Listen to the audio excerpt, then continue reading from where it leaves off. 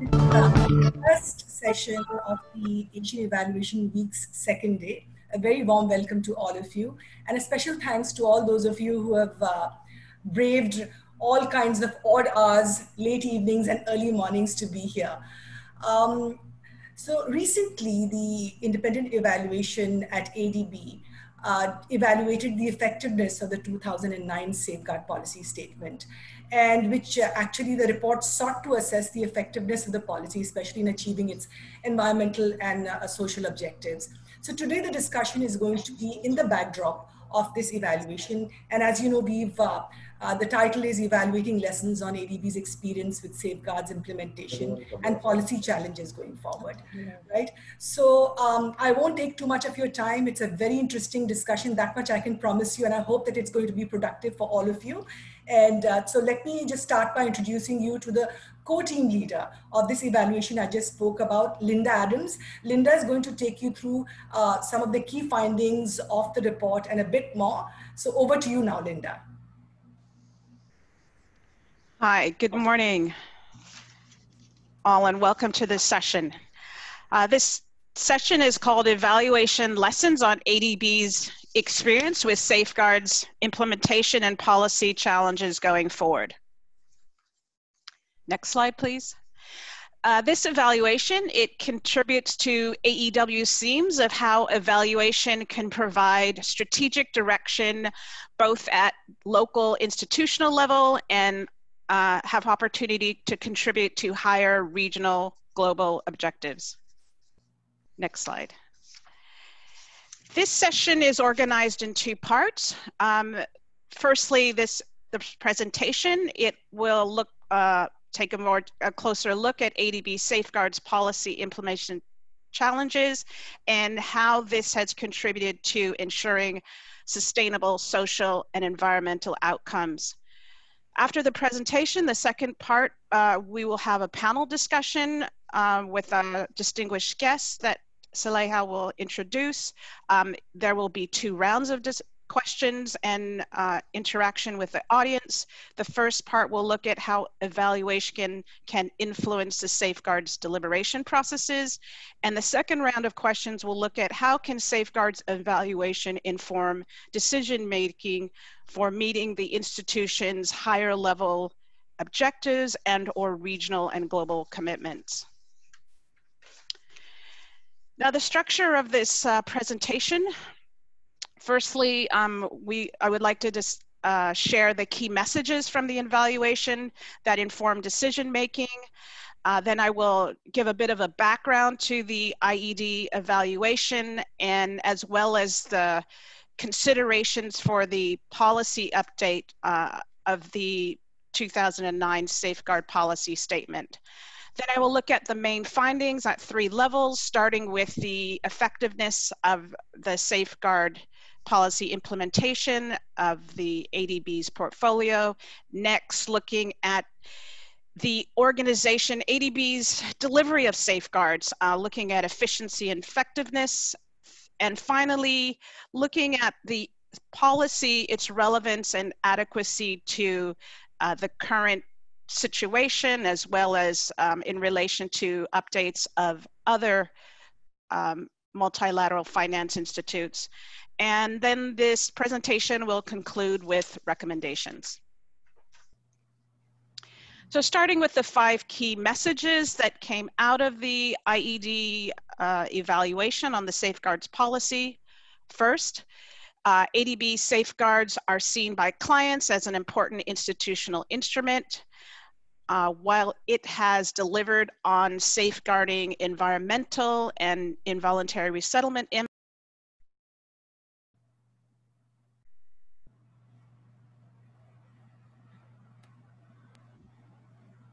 have been less than satisfactory. Second, the reform objectives of the SPS were not fully realized. This was due to front-loading, the adaptation of evolving modalities, the lack of tailoring to different clients and capacities, and the organizational and oversight structure was seen to be not well suited for effective delivery. Third, The SPS is primarily designed for standalone projects, but not as well able to deal with more complex and programmatic operations and modalities as we now see expected in Strategy 2030. Fourth, the ADB's centric approach to the use of country safeguard systems, which is narrowly based on equivalence and acceptability assessments, did not lead to the desired results after 10 years. And fifth, while the policy was relevant when improved, important aspects of the policy are no longer fit for purpose. These include gaps in the framework, not well integrated, not well suited for ADB's evolving portfolio, including non-sovereign operation, and it lacks a contemporary architecture.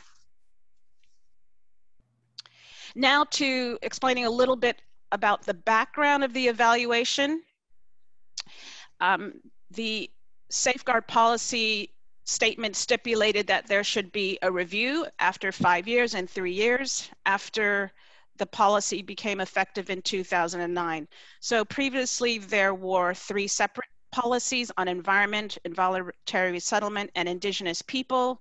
And the intent of the 2009 safeguard policy update were to reform 5 areas. This included improving the clarity and coherence and consistency of the policy, balancing front-loaded procedural approach and results-focused implementation, adapting to policy lending modalities, seeking a greater harmonization with other multilateral finance institution safeguard practices, and a desire to improve internal processes and resource application.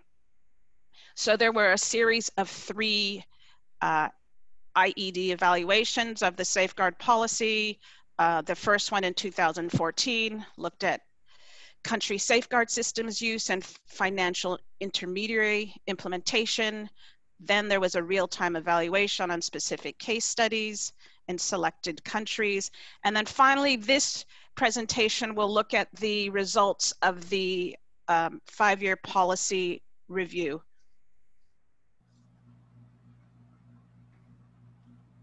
So the rationale for the SPS evaluation and some of the considerations.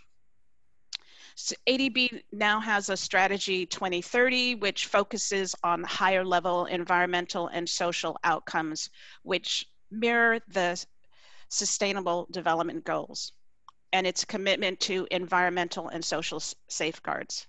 Secondly, since the 2009 policy was established, there have been new modalities, new partners, and blended finance. There is recognized to be a growing role of private sector in development, both as a partner and as a leader with its own business models and incentives. Fourth, as I mentioned, other multilateral development banks have been updating their safeguards policies in recent years. And then finally, the environmental and social standards and policy frameworks of ADB's developing member countries have also evolved. So I'd like to look at 3 areas, as I mentioned earlier in the outline, about effectiveness of the implementation of delivery and the relevance of the policy. So I'll start with the effectiveness of the implementation of the policy. There are 5 findings that I'd like to summarize. The environment and the involuntary resettlement results were positive. However, the indigenous peoples results were limited. And this was primarily due to a presumed mainstreaming of indigenous people in the dominant population groups of the country, and often the examination of indigenous peoples impacts and responses were confined to involuntary resettlement impacts. Secondly, non-sovereign operation projects performed the best, while the financial intermediary performance was the weakest. Now I'd like to refer you to the bar chart on the right, labeled satisfactory ratings of performance. As you can see in the green, in terms of safeguards delivery during the project cycle, preparation was the best performing area, and this reflected ADB's front loading of efforts. If you look at the red, which is the implementation stage, supervision implementation received less attention.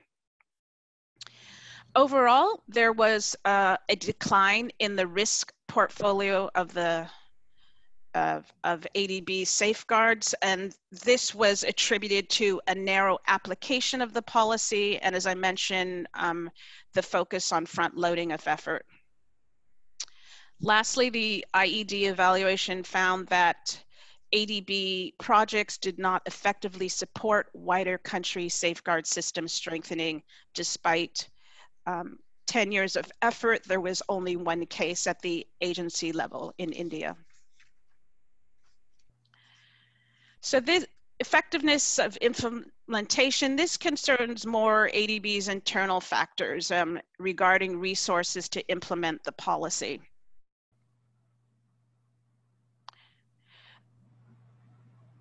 Next slide, please.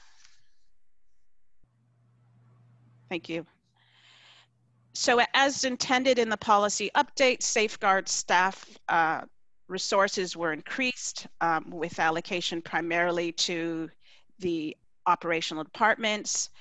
Looking at the bar chart to the right, labeled safeguard staff perceptions of effectiveness of organizational arrangements. You can see that safeguard oversight varies. Looking at the green, safeguard staff perceive that a centralized structure where safeguard staff are in the front office of regional departments supporting sector divisions, that's most desired, while if you look at the red, where safeguard staff are decentralized, the perceptions were they were least effective. Moving on to roles and responsibility of ADB and its clients, the evaluation found that this was often blurred with either ADB staff or consultants filling in gaps. The 2009 streamlined business processes, which happened at the same time, adversely affected safeguards implementation. And lastly, the environmental and social risk assessment and management were deemed to be not well integrated. Next slide, please. So lastly, the evaluation looked at the policy's continued relevance and its adequacy, considering the progression and changes both within ADB and its clients. Firstly, the policy remains relevant. It continues to adhere to the core mitigation hierarchy of avoid, minimize, and compensate for adverse project impacts, as well as strengthening country safeguard systems. Secondly, the SPS was noted to have gaps, both in existing and emerging areas. And it was also seen to lack sufficient guidance on a range of areas such as livelihood restoration, private sector financing, which have the potential to contribute to improved environmental and social outcomes. Third, the policy intent of adapting it to supporting new lending modalities or customizing it to address the private sector was not well achieved. Third, as mentioned earlier, the approach taken to strengthen country safeguard systems was seen as too complex by the clients with limited benefits to countries. And lastly, the safeguard policy compared to comparator multilateral finance institutions now lags behind in terms of its coherence, integration, thematic coverage, and guidance. So this next slide, speaking to the last point that I mentioned about ADB's policy compared to other multilateral financing institutions in terms of the policy scope and standards, some of which you see listed on the left. The green, you will see there is full alignment. The red reflects there is not alignment, and the yellow reflects partial alignment. On the screen on the left-hand side, you will see ADB. It lags behind other MFIs. IDB, second row before the policy update, was similar to ADB, but as you can see in the final column, IDB has now updated its policies. And one of our panelists, Monika Huppi, she can speak further on the policy update. Next slide. So I'd like to conclude this presentation with the recommendations from IED's evaluation of the safeguard policy. There were 5. Firstly, the bank must modernize the safeguard policy. It can do this by increasing its relevance, customizing it both for sovereign and private sector financing, and building both on the recent safeguard policy updates of other multilateral finance institutions, as well as the experiences that were shared on the implementation experience. Number 2, adopt a new approach in the policy to strengthening borrow systems with a view to a more systematic improvement and pragmatic use of country systems. Number 3, introduce a new safeguards implementation framework. This would include updating ADB's oversight structure, its reporting lines, and strengthen and contribute to more consistent safeguard outcomes across ADB. The 4th recommendation concerns underpinning the safeguards policy and implementation framework with sufficient policy guidance, and that these, including the operational guidance documents and good practice notes, be timely in terms of its review and update and responsive to changes in the field. And number 5, the evaluation recommends that ADB assess the necessary staffing complement to deliver the safeguards implementation framework, also focusing on strengthening skills across a wider range of staff, not only safeguard specialists, to empower staff to deliver better safeguards outcomes. So that concludes the presentation, and I'd like to turn it over to the panel. Thank you. Thanks, Linda. And for those of you who joined us late, Linda Adams is the co-team leader of the effectiveness of the 2009 Safeguard Policy Statement, the evaluation report that the discussion is going to be around. With that, now we're all set for the panel discussion, but before that, my producers want me to convey two very important messages to you. This is the first time that we are having this event online, so please do take the survey that you'll find at the end of this discussion. That will just help us improve ourselves. And also, making full use of this online times and to spread the message far and wide, do use the social media instrument and hashtag AEW 2020 to put forward your tweets, etc. A very impressive lineup of panelists. Let me introduce you them to you. We have ED Syurkani, Kasim. He is the Executive Director at ADB. Welcome, ED. And we have Monika Huppi. She's the Economics Principal Advisor at the Inter-American Development Bank, IADB. Bruce Dunn from ADB. He's the Director of the Safeguards Division, Sustainable Development and Climate Change Department. Rayyan Hassan, Executive Director at NGO Forum at ADB, and Hamid Sharif, Managing Director, Complaints Resolution, Evaluation and Integrity Unit at the Asian Infrastructure Investment Bank. So I promised a huge lineup of very impressive panelists. And with that, I'll hand the panel over to DG IED, Marvin Taylor-Dormond. Marvin, it's over to you now.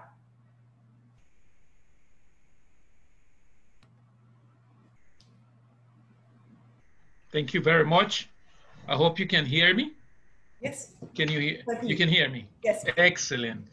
Thank you very much. Absolutely. We have a brilliant panel to address the issue that we have at hand today, this morning, this afternoon, and this evening for many of you. Safeguards are a central instrument for IFIs, for MDBs. They were introduced with the purpose of protecting communities, countries from the consequences of the projects that are financed by these institutions. And this is done for two purposes, for two objectives. One is to sustain the mission of the institution. The institution is, the institutions in general are supposed to do good, but at the same time are supposed to avoid doing harm. And safeguards play a fundamental role for that purpose. But at the same time, safeguards are important to prevent or to mitigate reputational risks on these institutions. We have seen a number of cases in which these banks have financed projects that have entailed consequences on the communities, and these have in turn have a implication on the institution, on the authorizing environment of the institution. So that's why they are so important. And evaluation has played also a fundamental role in assessing the effectiveness. Are they playing this expected role in these two senses that I am talking about? Are they useful? What changes have to be made to make them more effective? For me, this evaluation that Linda brightly presented is the third evaluation that I have been involved, higher level evaluation, apart from the ongoing evaluation practice at IFC and MIGA that I was in charge of. And so this is the third one. One at the World Bank Group, two at AIIB. And the purpose of this session with this brilliant panel that we have today is to examine the nexus between evaluation and policy. To what extent this evaluation have helped to improve the policy in this area of safeguards. And so that's the focus of our discussion. And we're going to go through this conversation with the panelists, and we will look at your questions too and address them as well. If you have specific questions to each of the panelists, please address them to them. If not, we will look at the best panelists to answer your question. And let us now then start with this conversation. First with Bruce.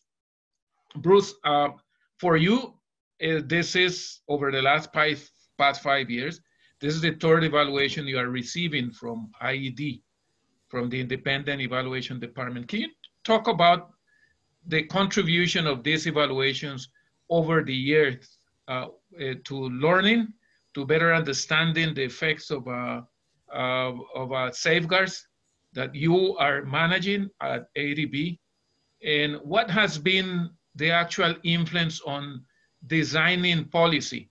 And obviously too, you can talk about the influence of this last evaluation on your plans to improve the safeguards policy in AIIB. Bruce, please. Well, thank you very much, Marvin, and thank you so much for the invitation to this panel session and for your good work in putting on the Asian Evaluation Week. Really pleased to be participating. Now, the last few years, 5 years of putting together these evaluation studies, I have to say overall has been very important to us and increasingly important. And I really do commend the IED team for the great work of this most recent evaluation. You know, clearly, as Linda has presented, it is time for AIIB to update the safeguard policy.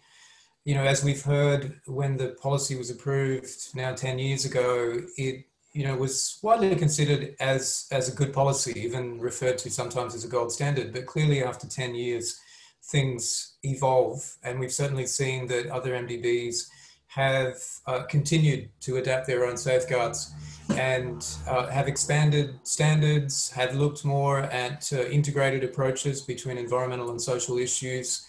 AIIB, you know, on the other hand, has remained fairly static. We have, at the moment, 3 policy areas covered.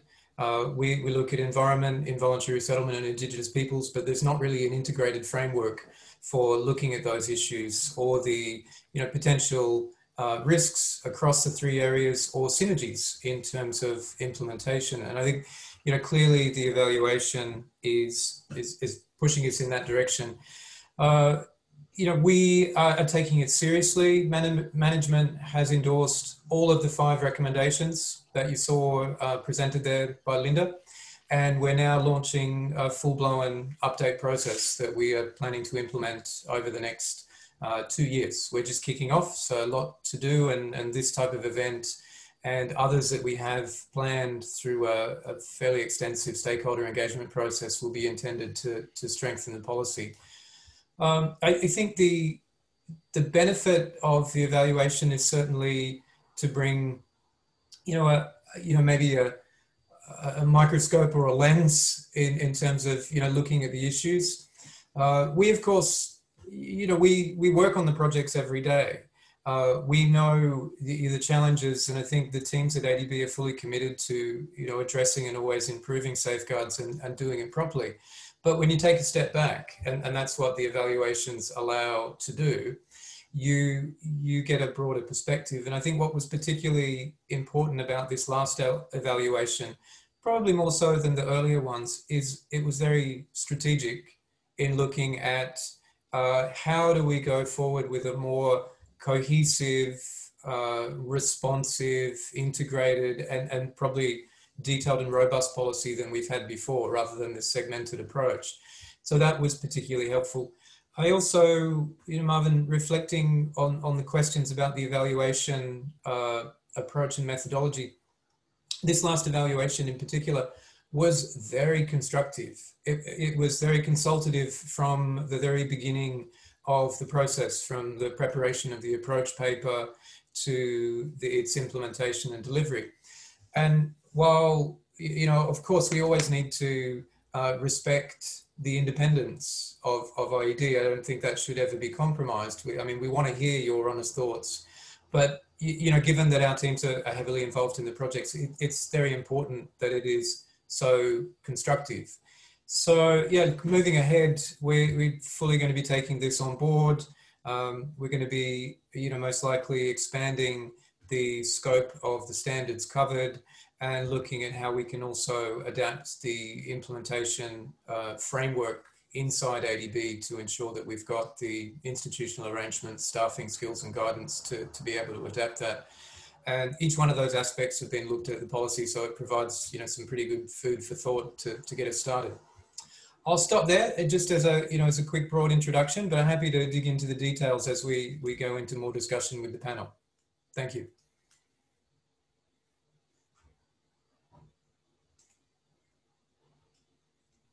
Excellent, Bruce. Thank you very much. Great introduction.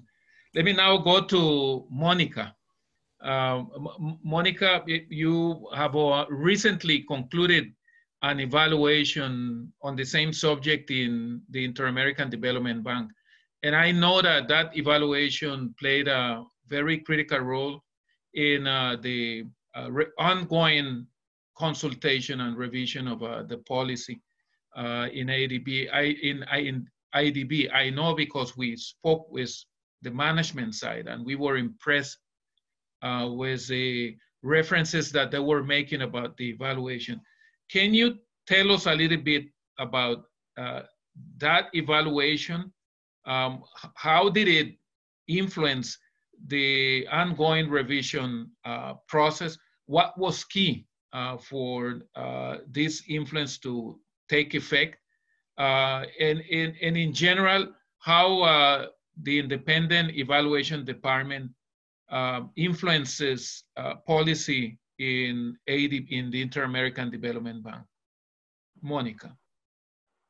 Thank you very much, Marvin. Thank you for inviting me to participate. As you said, we, the Office of Evaluation and Oversight in the IADB Group, we completed an evaluation of the IADB Group safeguard system in 2018.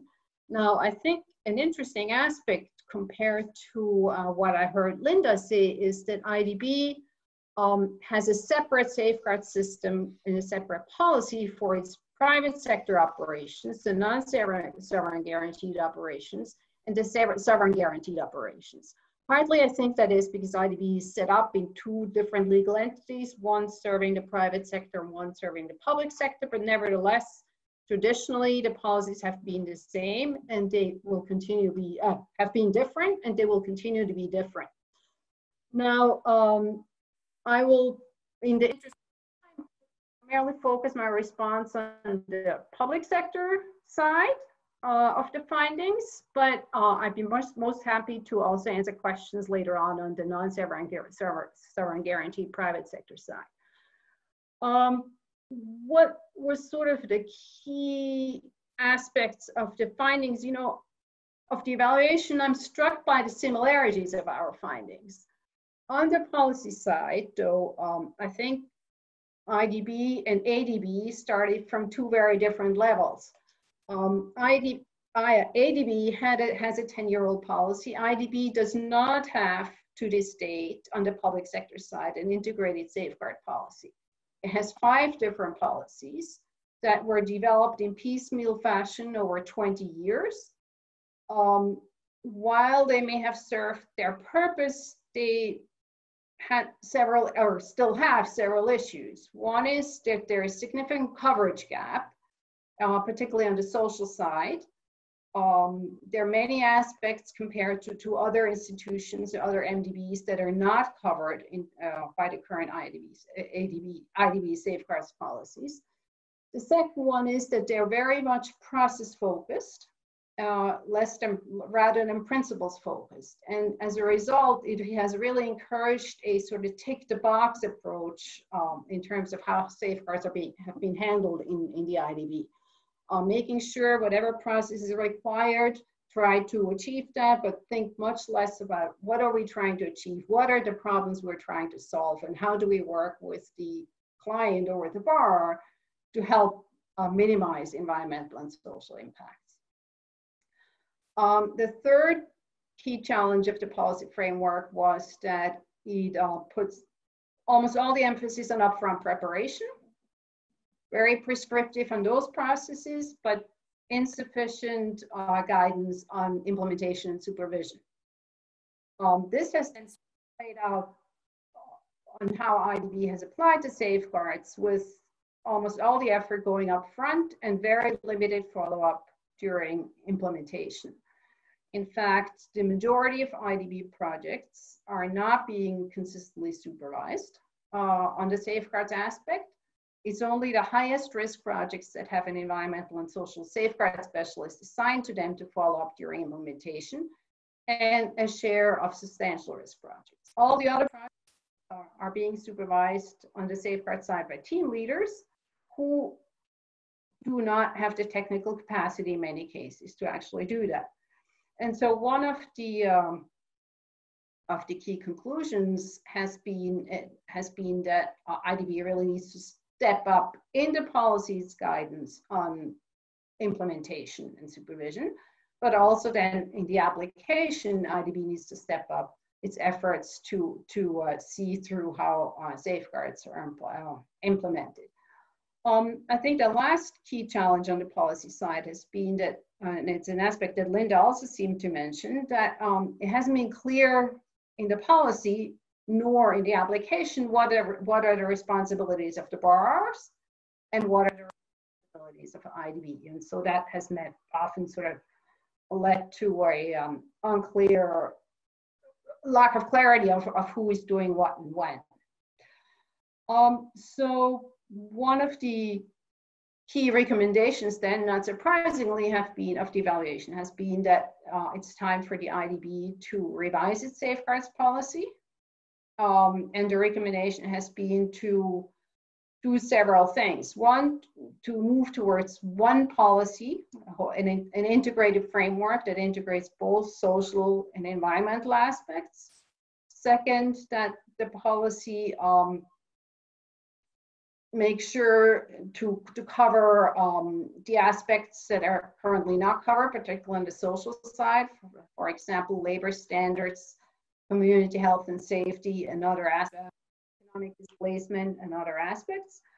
Third, that the policy make much clearer what the responsibilities are of the borrower and of the IADB. As Linda mentioned, and I think Marvin, you mentioned as well, IADB has, well, first of all, the board has endorsed this recommendation, and IADB has launched a revision process. It has gone through, it is now on the third draft of its new policy, which largely responds to the suggestions we have made, and of course goes beyond that.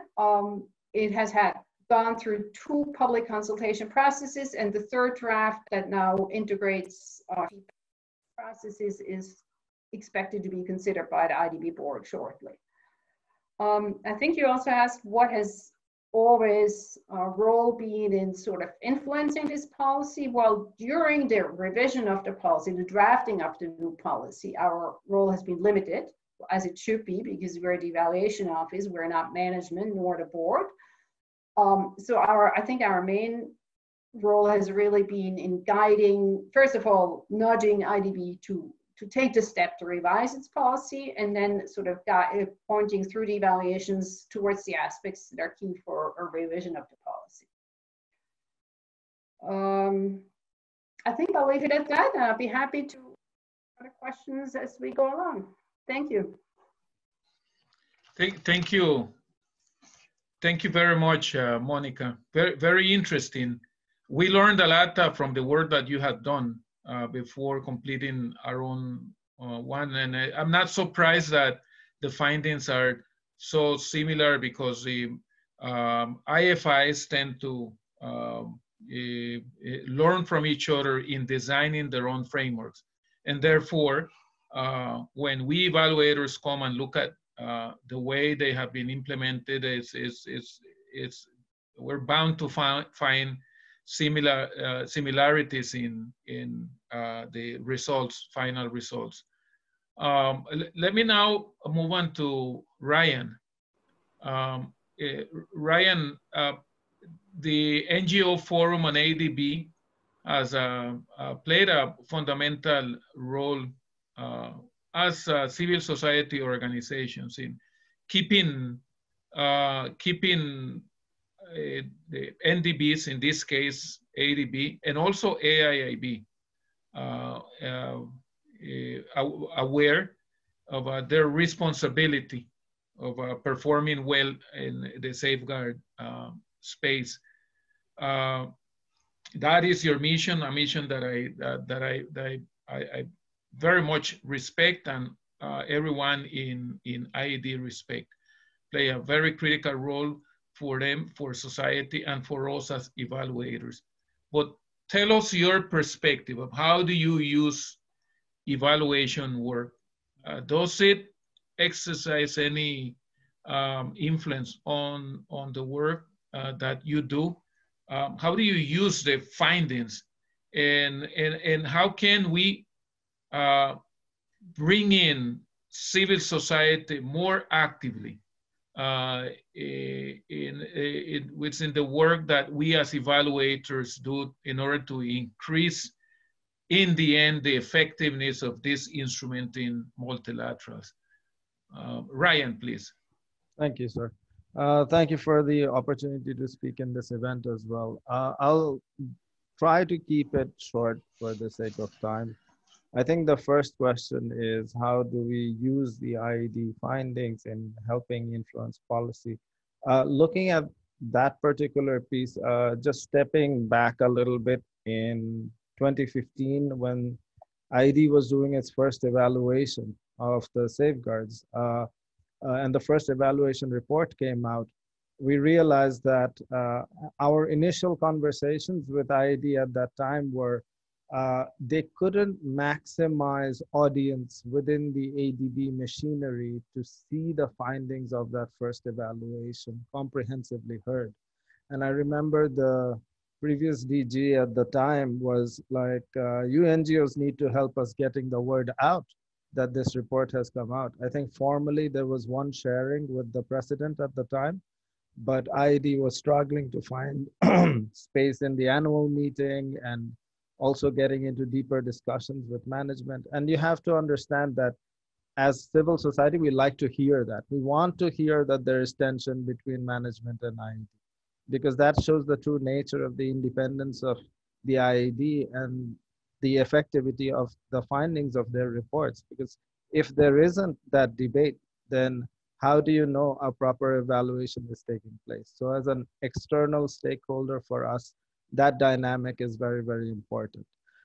One of the key issues for us is every time an IAD evaluation takes place, especially around environmental and social safeguards, we look at things as NGOs at the grassroots level. We look at resettlement issues. I mean, I know families from ADB impacted projects who look me in the eye and say, can you get us the compensation money? And then most of the time we say, no, we couldn't. The bank is not going to deliver on that promise. So we carry the bad news on a daily basis. And most of our members do that. So when we come back to the broader policy as to why that did not happen, was it a gap? Was it a systemic gap in the policy? Was it an operational failure on the bank?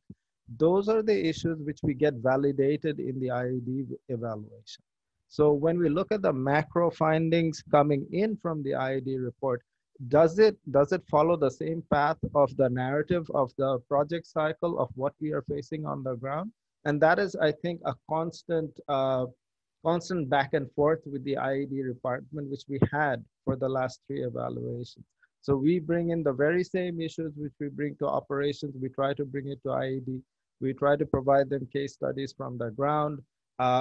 We've even noticed very recently, actually during this 3rd evaluation, that there was this one project in India where we had labor issues and we were discussing it with the IAD evaluation team. And the moment we mentioned it, they said, oh, this is one of the cases that we have been looking at extensively. One of our staff members is digging through all the material.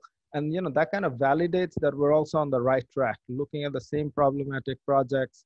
And in that case, it was a non-sovereign FI multi-tranche facility modality, which we are all struggling with. I was just listening to the previous speaker's intervention about the challenges of frameworks and trying to apply that to FI lending.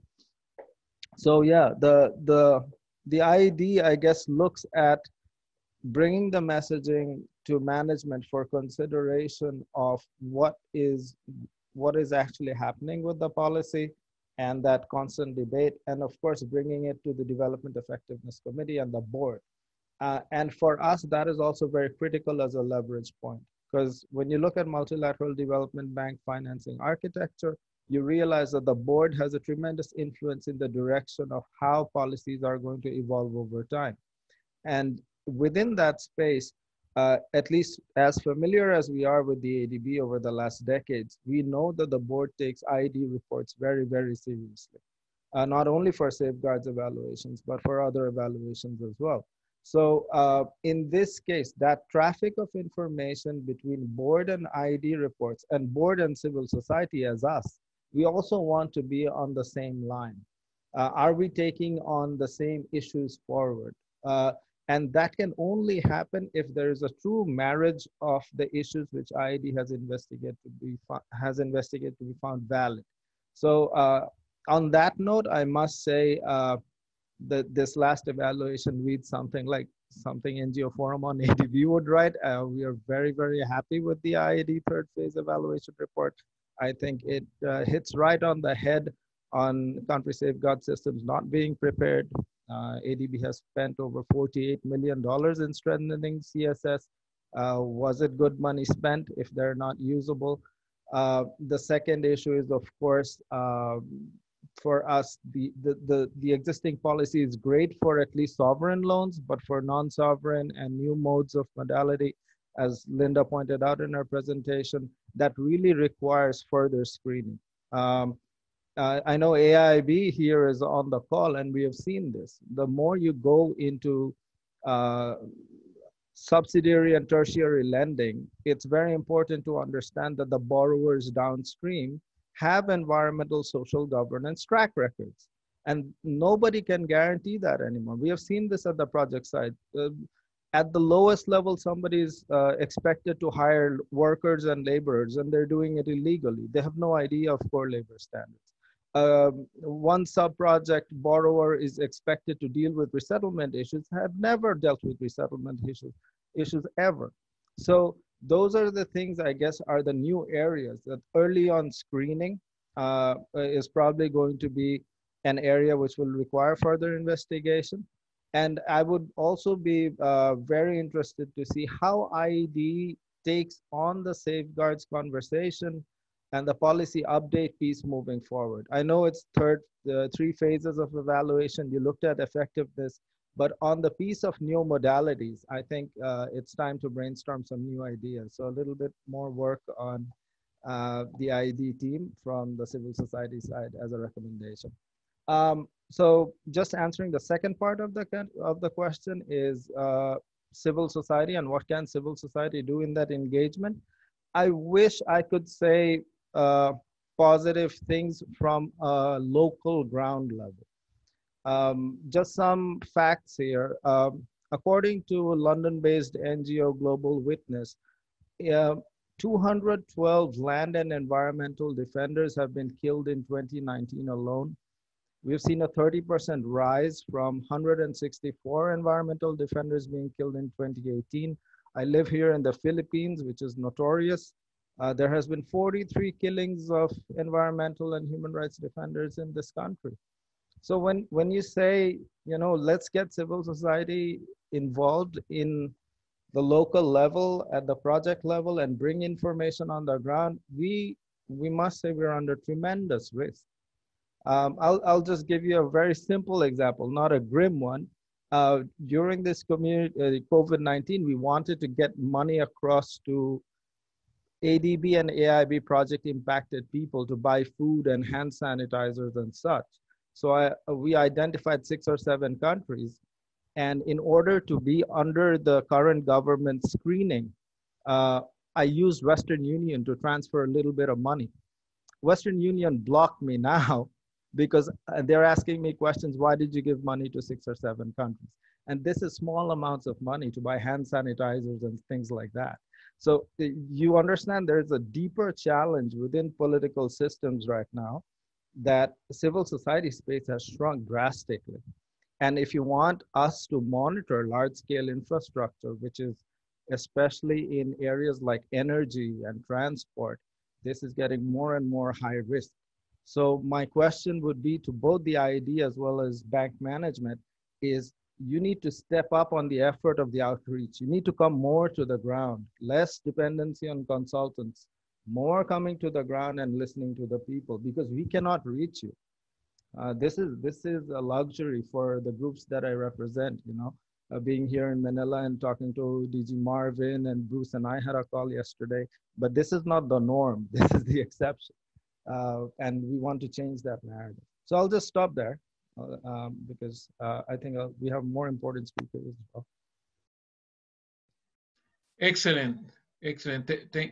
Thank you very much. Thank you for that very good perspective from the ground as you're talking about. Very much appreciated and appreciate also that perspective or that perception that the board is taking the independent evaluation seriously. I'm sure that Syurkani, as the dean of the board of AIIB, would like to react to that as well. But let me now come to Hamid. Hamid from AIIB. AIIB is a young organization, we all know, but I was impressed that from the very beginning, AIIB put together a safeguard policy, an issue that was a concern from many observers, but AIIB was careful to put together this safeguard policy from the outset, and with the advice of well-known and knowledgeable colleagues that I have worked with in the past as well. So this is an important element of their policy framework and their operations. And it also, AIIB was careful to create Hamid's units, the unit that he is directing as the managing director of this unit, the complaints resolution, evaluation, and integrity unit from the very beginning. Despite the fact that it is a young organization, Hamid, what role does your unit plays in enhancing knowledge, enhancing learning, awareness about the importance of safeguards? And I believe that there was already a revision, what role the unit played, and what role do you see that evaluation can play going forward in continuing improving the safeguard framework in AIIB? Hamid? Thank you very much, Marvin. First of all, let me congratulate AIIB and AFD in Shanghai for managing the Asian Evaluation Week. And as we were remarking earlier, we can all join from all over the world without the hassle of travel and visas and so on. And I can see that we've got 105 participants online, so which is just great. So congratulations to you and your team for putting together this week. You're absolutely right. At AIIB, of course, there was the fear that this new bank would be promoting sort of race to the bottom and will be diluting environmental standards and so on. I think very early on, we demonstrated that certainly we are committed to principles of sustainable development, and these are well reflected in our environmental and social framework, which was one of the first policy actually to be approved by our board before any operations took place. And that was benchmarked against other MDBs. It also provided a review after 5 years. It's not the sort of comprehensive review which MDBs normally take. For a new bank, this review was all about, well, 5 years into operations, is there something seriously wrong? Are there any gaps? Is there any quick learning from our own operations, which we can take into account? Are there developments elsewhere which we should be aware of and further fine-tune our environmental and social framework? So it's in that spirit that the current review is ongoing. It's now going into a consultation phase, second consultation phase. But as CEIU, our role has been to bring to the table learning from other MDBs. And in this respect, we have been very fortunate to learn from and benefit from the evaluation of other MDBs. And Marvin, we especially benefited from the AIDB evaluation, and I'm grateful to you and your colleagues, led by you, who presented to the AIIB team, including staff who are involved in the review of our current policies. So that was immensely useful for us. And I think, as we move forward, as you and I have discussed, we're certainly looking forward to looking at and benefiting from AIDB's further evaluation insights. And I hope we can carry on through what we call our practitioners dialogue internally, which we narrowcast deliberately to very selected staff within AIIB, so that we can have a very safe space for very frank discussions. And I think we found them extremely useful, so I'm looking forward to more of that. Now, as you mentioned, the CIU unit, it really has three functions. One is the complaints resolution function, which is akin to the independent accountability mechanism in other MDBs. Then, of course, the evaluation, then the integrity function. I think we're in a very fortunate position that when we think about our inputs into the review process, we're not just thinking from an evaluator's perspective, but we're also thinking from the perspective of an IAM. And that's where I think our conversations with civil society groups, like the one that Rayyan represents, have been enormously useful for us to flag to management some key issues. So based on those conversations and evaluation of MDBs, we carried out a review, and we were able to bring to the table a number of issues which I think our review should address. Now, how far it goes in that, of course, as Rayyan was mentioning, there's always this tension between an independent voice within the bank and management, and that's natural. So I'd just like to point out a few things which we've been very actively promoting. One, I think, which both the IADB and the AIIB evaluations pointed out, is this aspect of front loading. All the emphasis on is really on trying to get projects through, and for that purpose, you do a basic EIA and social and environmental assessments, and then a lot is to be done later on. How effectively that is actually followed on is a function of the bank's own capacity and the systems it has for ensuring that people go to the field.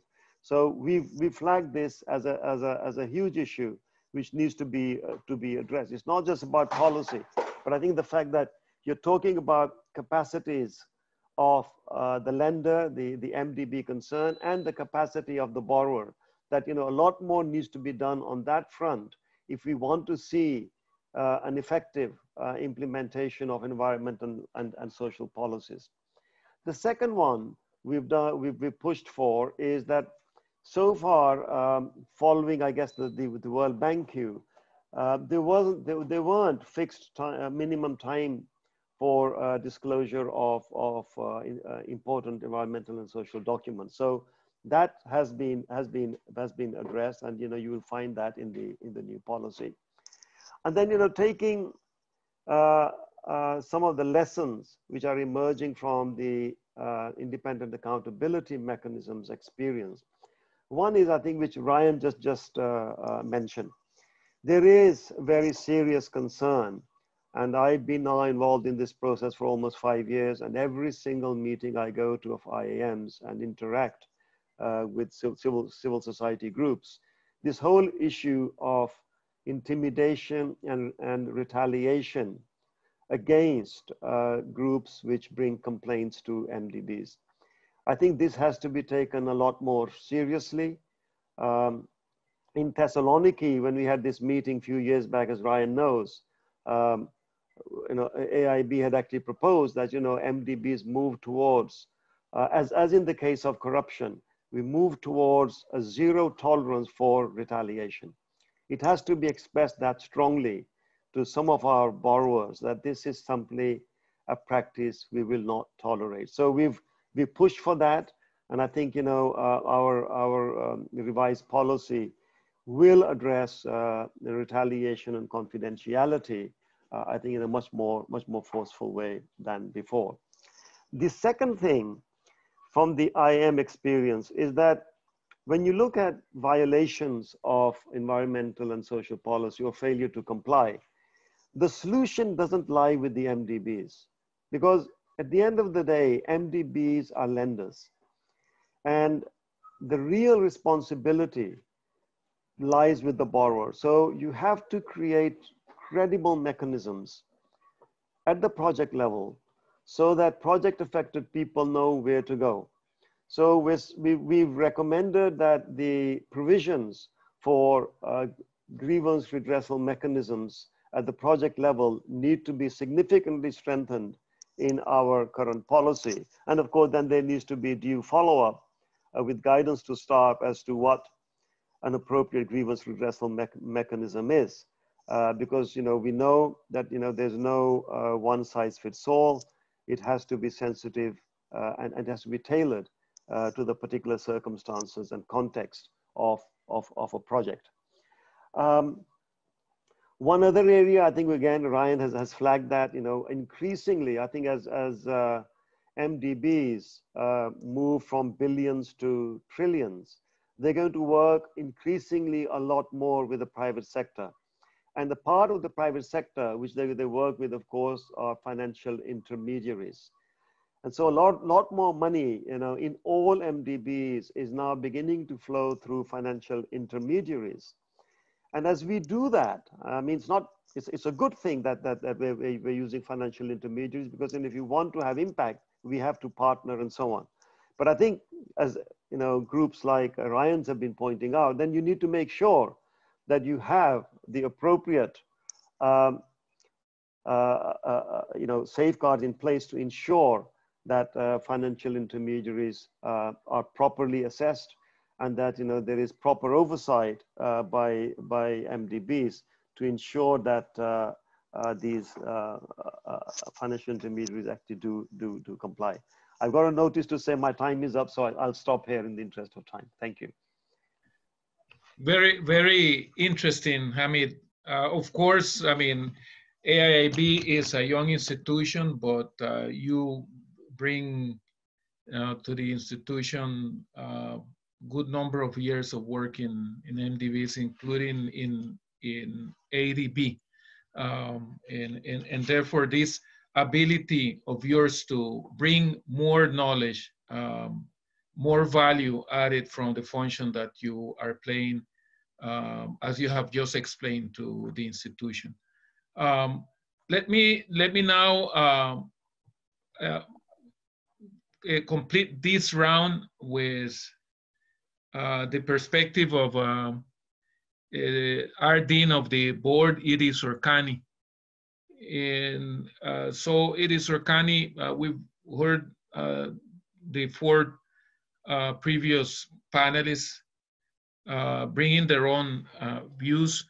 You are at the board making decisions on these policies. And so what can you tell us about the extent to which these evaluations that we have brought to your attention, including this last one on safeguard, have contributed to the decision-making process and to the deliberations of the board on where you want to take the institution going forward to improve its effectiveness in delivering on safeguards. Syurkani, please. Thank you very much, Marvin. I hope you can hear me, and greetings to everyone. Let me first start by thanking the organizing committee for inviting me to join these panel discussions. And also thanks to Linda for the excellent presentations. The previous panel members have spoken eloquently on the subject we're currently discussing. So not much from me to add, but to agree with many important points they have raised earlier. But to specifically respond to your questions, Marvin, I cannot represent other board members because we are all independent. So, but my impression, and from what I have observed so far, being 3 years in ADB right now, as board, we make decisions based on information we receive. Of course, I mean, like several board members, several authorities, they already have something in mind. In fact, actually, and that's really the political decisions they have to make. But on the overall observation that I have done so far, actually, it's all depend on information. So really important, I mean, the information that we receive from the board and from other sources. I fully agree with the previous speaker. I mean, like the previous review of the safeguard was not that successful in terms of spreading the result of the review to wider stakeholders. I think that's something we need to take more seriously this time. And I do encourage actually Bruce and his team and everyone who's working on the current review of the safeguard to really, convey this as much as possible, to wider stakeholders. And on specifically on this high quality piece of work, Marvin, on the safeguard, clearly board takes these evaluation as a very important reference.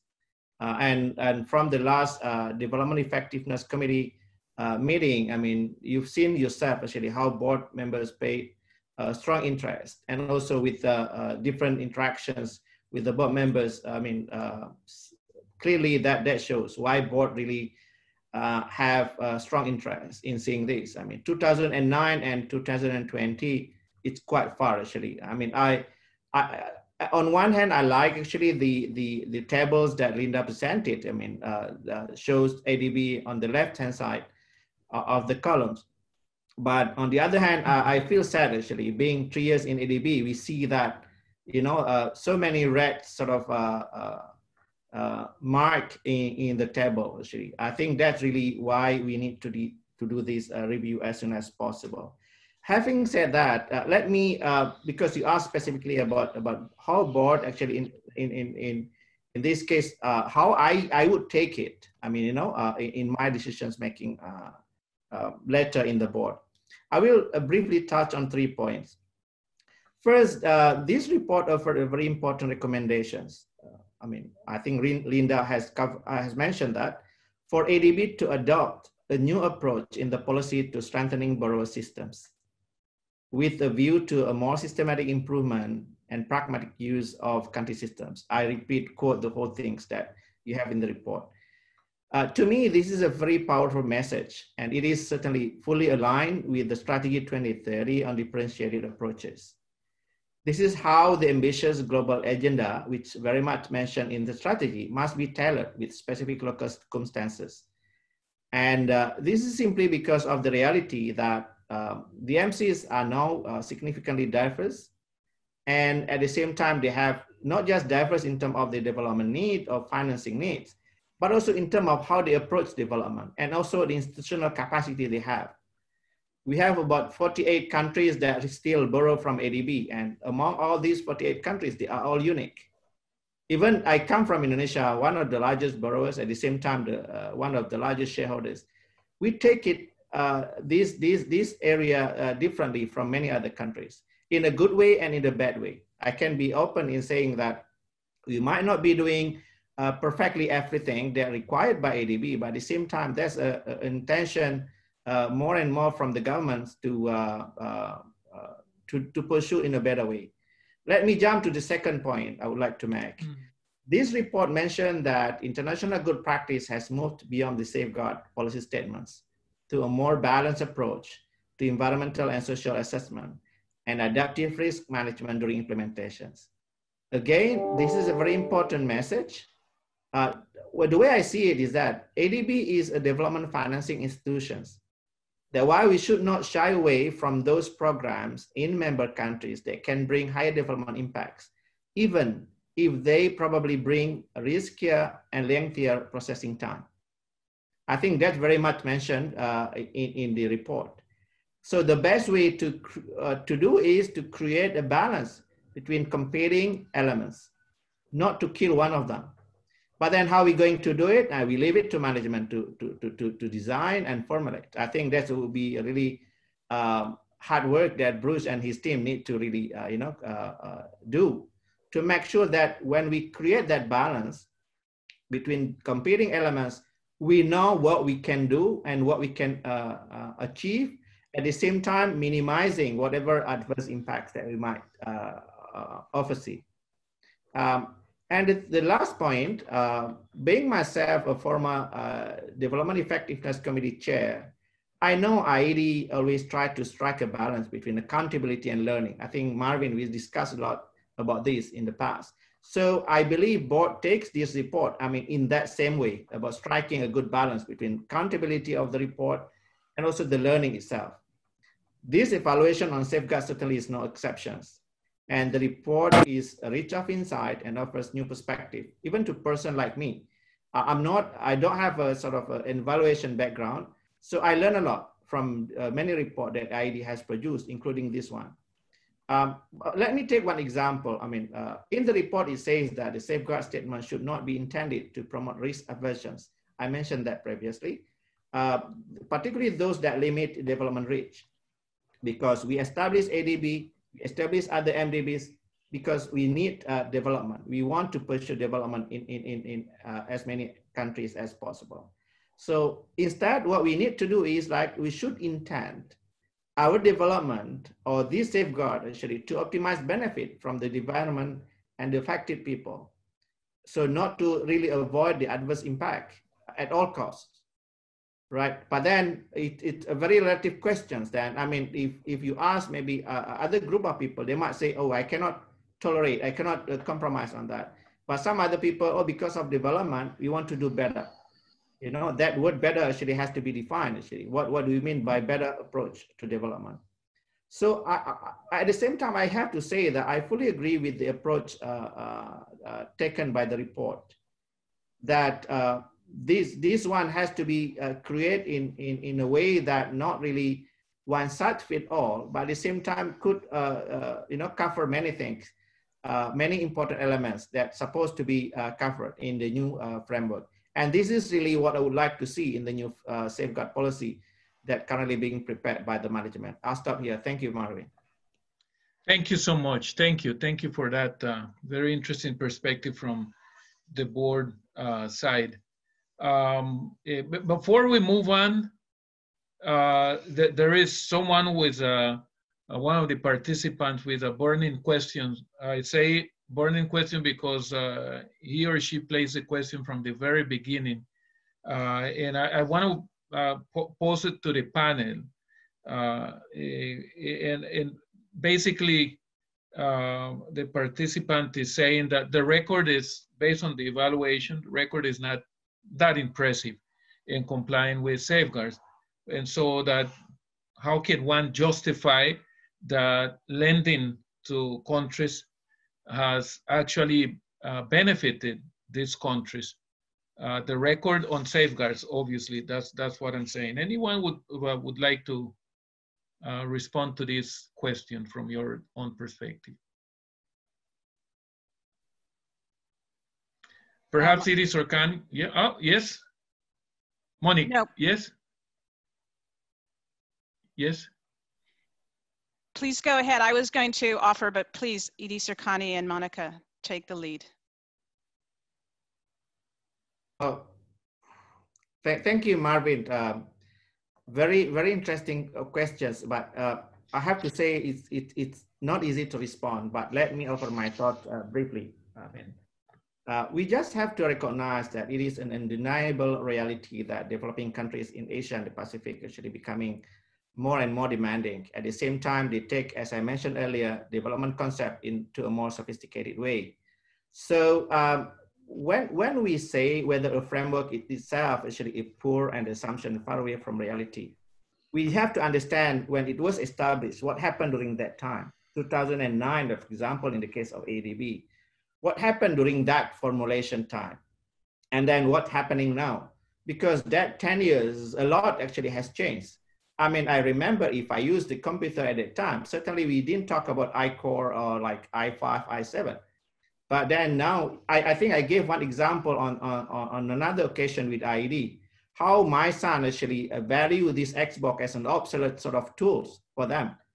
Because I mean, in the past, actually, when it was created back in 2000 something, it was like sort of everything people were searching for.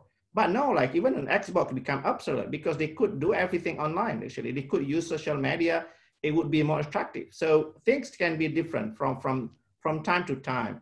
I'm not saying that the framework is a perfect one, but what I can say here is that I believe ADB is adapting to this new way, you know, by introducing differentiated approach, reclassifying the group of countries like C countries, for example, to 4 different categories. So at the same time, we have to realize that many countries, particularly in the upper middle income ladder, actually possess better capacity in governance. And whether, I mean, in the implementation then is still a challenge, maybe yes, and it would be a challenge. But then how far we can compromise on this challenge. So to me, I think this is why we have to have this revision of the framework as soon as possible. I mean, I agree, maybe where not marginally we could see from our today's perspective on the current framework, but at least we're trying to do something. And as board, actually, I would be, of course, I would be keen to see actually what improvement management can offer or bring to the board actually for considerations. And lastly, if I may, just to respond to one previous speaker who mentioned about the communication issues, I fully agree on that actually, that even that in many occasions I responded to the questions that CSA is not just about a framework, it's also about the communications, how we can communicate better to our stakeholders, how to make them understand, not just about the design, how to make them understand that this is a safeguard statement and this is what you need to understand, and we all have the same understanding. I believe with having that same understanding, I think we could improve, I think, how we implement whatever design and policy that we have. I will stop there, Marvin, thanks. Thank you very much, thank you. I think Hamid and Bruce wanted to quickly also react to that question. Hamid? Thanks, Marvin. Just a very, very quick response. Of course, I think there's always going to be a gap between what the framework says and what's on the ground. I think it's in the nature of things that there will be gaps, but that's not the same as saying that the framework is defective, because we have to go back to why we have environmental social standards by the international lenders, and why do you have mechanisms such as the independent accountability mechanisms to oversee them. It's because in country systems which were applied, or if environmental social policies of lenders are not properly applied, there was an outcry from civil society internationally. So I think there is an expectation, because every time we say that so like some countries want to move to country systems, the biggest resistance comes from civil society groups who would rather prefer that MDB standards are applied because they are considered to be a better set of standards. Secondly, I'd like to point out that many borrowers, and I was country director in China here, as I went to various projects in the less developed provinces of China, and asked, well, why do you want to still borrow from AIIB? One of the stock answers which I used to get was because we want to increase our capacity to do better environmental and social standards in our own projects. So to build their own capacity and to raise their own standards. And this is one of the reasons to engage with MDBs. And indeed, if you look at countries such as China and India, if there have been improvements in country systems in terms of better laws and better compensation, I think MDBs can take some credit for that. And lastly, of course, there will be gaps. There will, as the world changes, there will always be a lag time. For example, one of the things which we know is happening as we talk about going from billions to trillions, and we talk about mobilizing money from the capital markets. Well, our ESF, our environmental and social policies are all written for projects. How do you apply that same framework to capital market operations? This is one of the challenges I think we're all grappling with. And in the latest one which we have, the latest update for AIIB, this is one of the issues which has been flagged. Thank you. Thank you very much, Hamid. Our time is running for such a important and fascinating topic. I want to move on to some of the things that we had in the second part of the conversation that I wanted to have with you, and it's related to what I said at the beginning. Safeguards are not an end by themselves.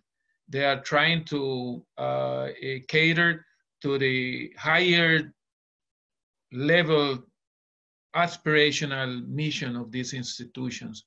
And this has to do with SDGs too, right? It's all these broader objectives. And that was the nature of the conversation that I wanted to have with you. We won't have time because we have been already warned that we have about 10 minutes to address this. But let me pose this general question to the panel and see how you see it. All these institutions are supposed to be committed to addressing these higher level goals. And in what sense evaluation can contribute to these higher level goals, and in the implementation, good implementation of safeguards can do so as well. So I pose the general question to the panelists, and I open up to Bruce first. Again, we have very limited time, and at least to have your broad perspective would be useful. Bruce. Thanks a lot, Marvin. I know time's short, so I'll try to be concise. So, obviously when it comes to the broader development objectives like the SDGs, that is our primary goal as a development institution, and AIIB Strategy 2030 is, clearly aligned with that. Our operational priorities covering, poverty and social protection, social development, climate change, environment, etc. So, that's where our focus has to be. And, if evaluation comes in and, we see that we're not meeting that in the end, then obviously something is going wrong. We're not going to be meeting our end goals. Now, safeguards obviously comes in with a bit more of a risk management perspective, but it cannot, our projects cannot, even if they're well-meaning or maybe targeted towards a particular SDG, they cannot, should not undermine the achievement of other goals. Trading off, say for example, connectivity and access for new markets in agriculture and poverty development in a rural area while compromising water quality or biodiversity, for example. These are not tradable. So, we have to get into, how do you meet them together? I think safeguards, can play a role there. It's primarily targeted towards avoiding impacts, but I think we have to get into, more of the details about how we apply it. I'll pick up just, maybe one or two examples very quickly because there's not much time, but, biodiversity, it's declining globally, and it's something that every single project has potential to undermine biodiversity. We need to, really look carefully, not only at how do we avoid impacts, but if there are, any residual issues, we have to set the bar high. You have to be able to demonstrate, particularly if you're in a critical habitat, that you will be able to achieve some net gains. Because otherwise, when we aim lower, we tend to underachieve. And so incrementally, we're going down. So I think you can look at, across the board with other types of issues. But I think that's the way we have to approach it. Not only, looking at the risk management aspects of safeguards, which is primarily where we'll be focused, but also keeping in mind the higher goals that underpin our development agenda. Thanks, Marvin. Thanks. Thank you very much, Bruce. Monika?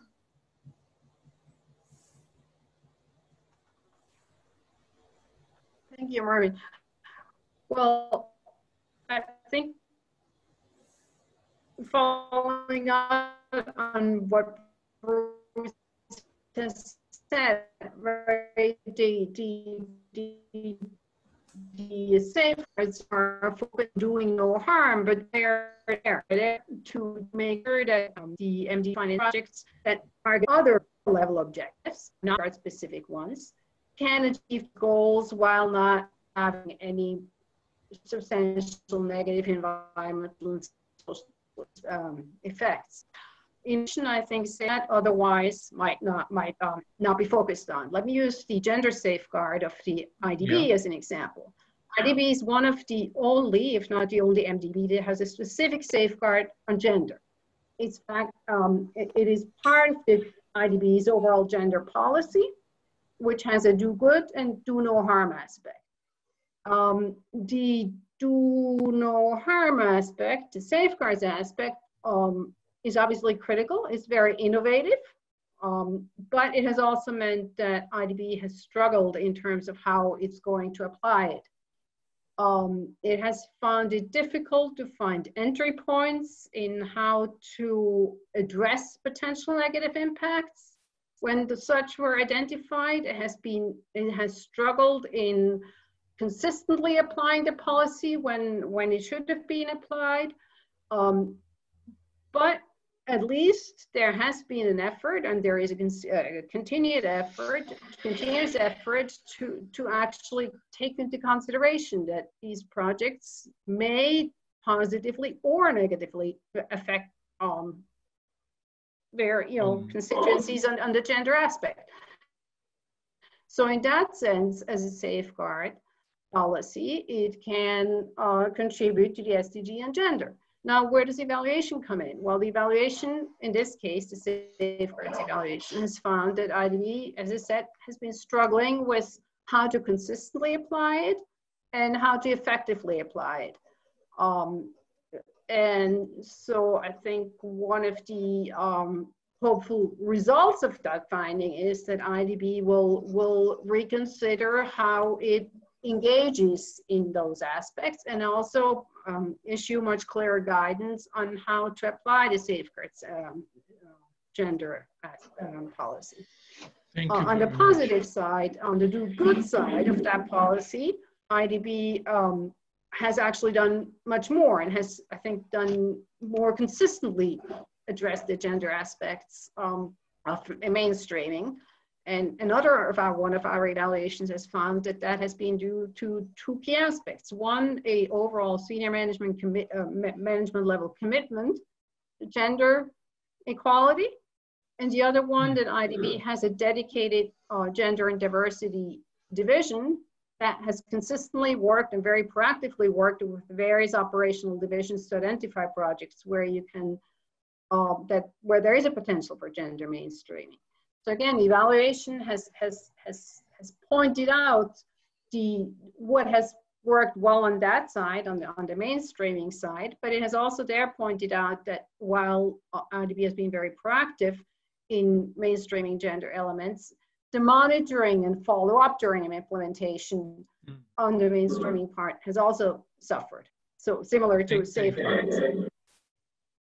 Thank you, Monika. Thank you very much.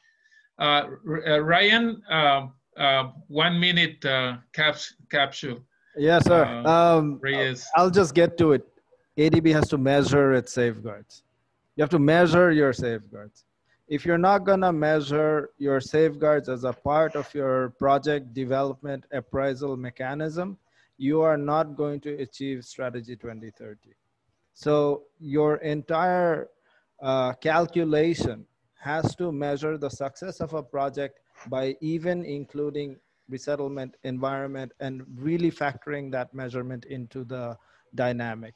Or my only criticism with IAD is, you can't use terms like project successful, project partially successful, project unsuccessful. That is not the way you're gonna paint the real picture of a project. So there has to be, I guess, the right language for measurement included in the appraisal.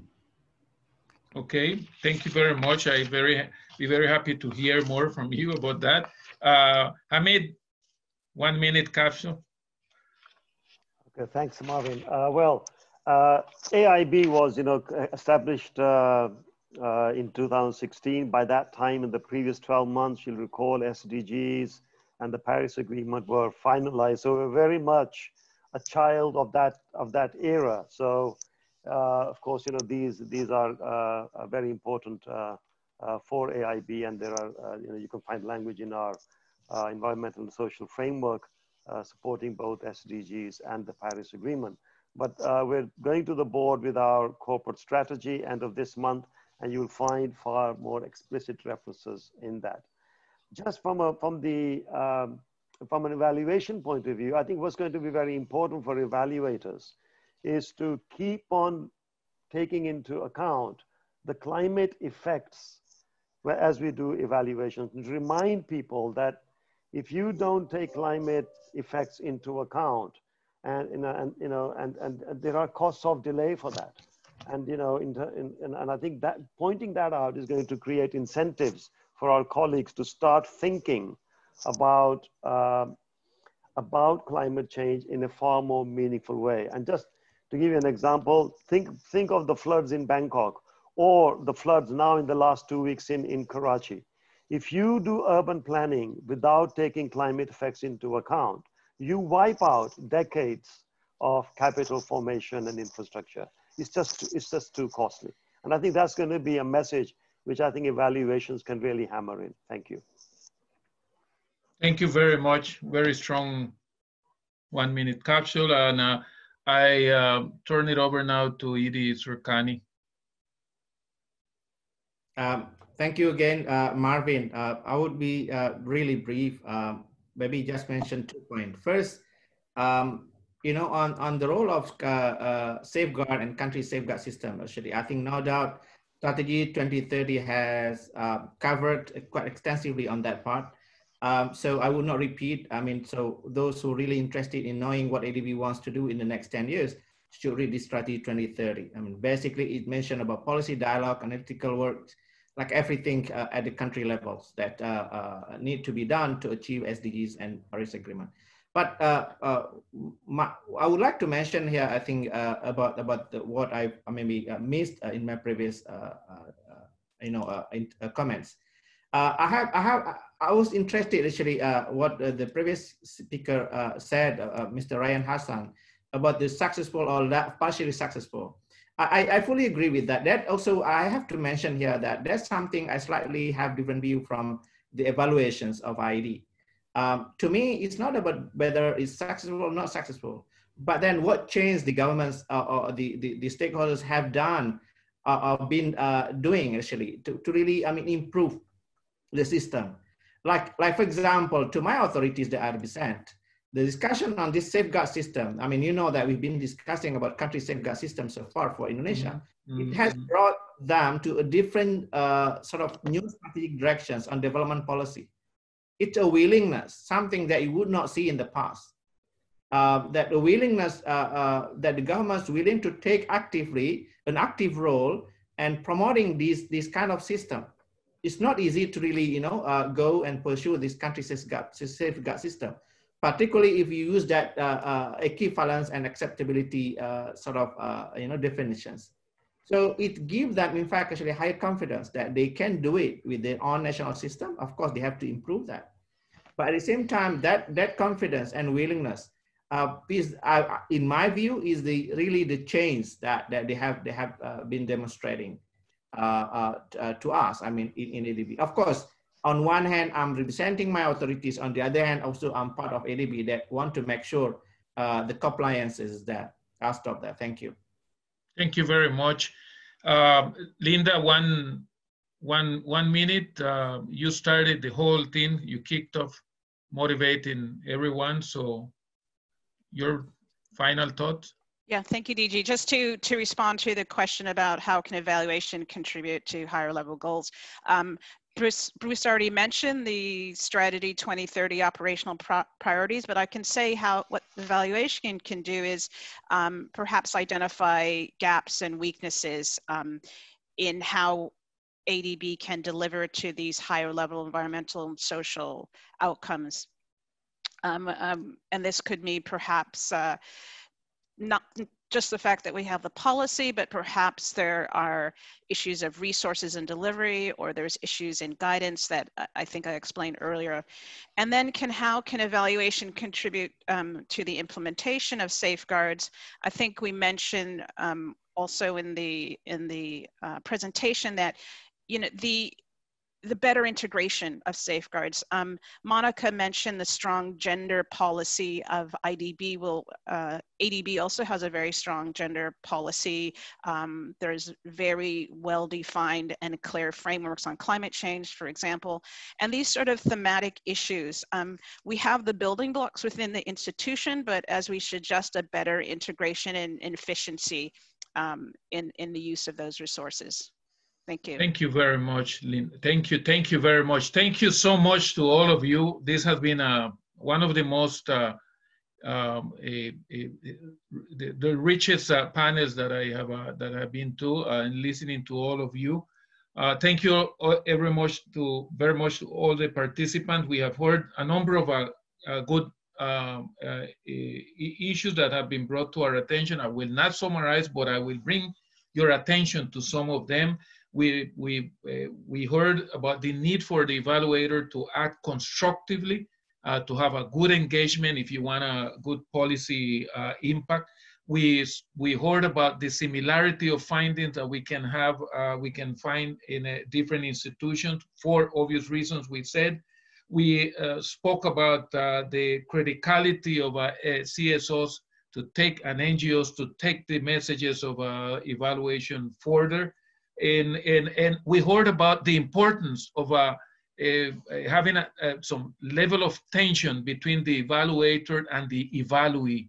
Fundamental. Others are observing this tension between these two parties, and that increases the credibility of the function. We heard about the need of paying attention to non-sovereign lending and to third-party loan lending. We also heard about the need for us evaluators to go to the field and feel it directly on with our own eyes and intellect of what is happening on the ground as NGOs do it.